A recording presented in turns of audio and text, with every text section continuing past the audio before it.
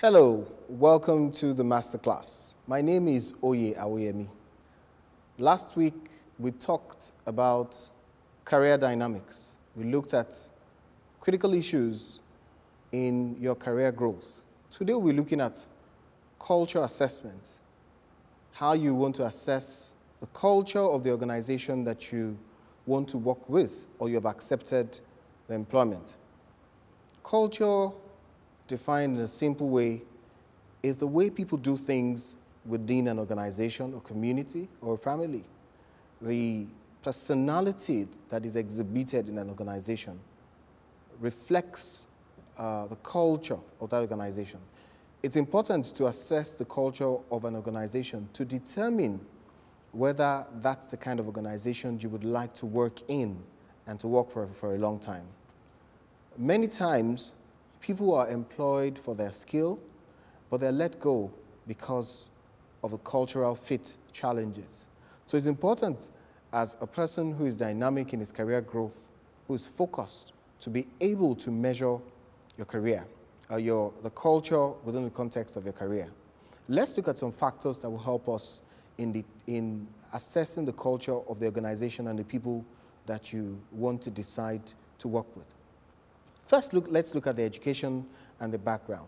What level of education do the people, the managers and staff in the organization have? The higher the education, the higher the exposure, it seems the better the culture. People are able to assess and with their understanding, create a suitable culture for growth. It's also important to understand the belief system of the organization. How do they see things? What's their perspective about life? How do they view things from religious perspective, natural perspective? And your understanding of the way they view issues will help you determine whether it's a good place to work. Another important thing is exposure. How exposed to the industry, to the region, to the world at large are the people that work in this organization? The higher the rate of exposure and the wider the reach of exposure, the better the culture would be, and the better you, with greater exposure, will fit better into that organization. All right, the articles of work is the next point that you should look at. What are the articles of work? What kind of tools do they use to work? What is the effect? How do those tools look like? Are they well maintained? Are they used properly? Do people use their initiative in using those tools? You know, how are the tools stored? When they're ready to be used, how are they pulled out?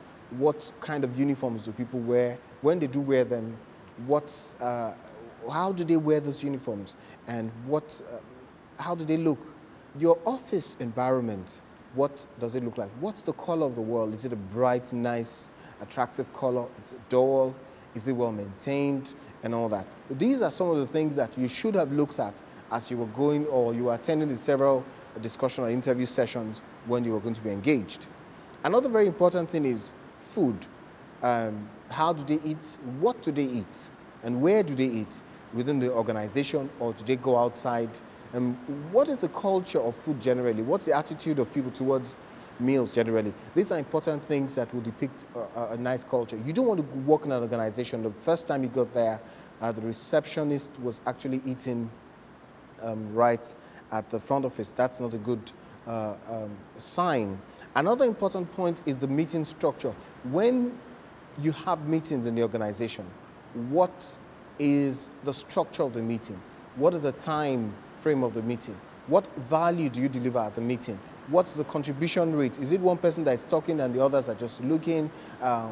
When you do contribute, how do they funnel your energies and discussion into producing impact in the organizations? These are important. What is the language? Another very important point, the language and communication. How do people speak? How do they interact? Do they interact in a positive and supportive way? Do they speak words that are encouraging, that are forthright, that are progressive in nature, or are they very negative and always looking down and sometimes hopeless in approach to issues? And if they do speak that way, what about The language, what do you have a mix of your regular, acceptable, formal language and none? Another very important point is celebration. How are people celebrated? How are achievements celebrated, if they're celebrated at all? Next time, we'll be looking more at the cultural assessment for your career growth. Thank you.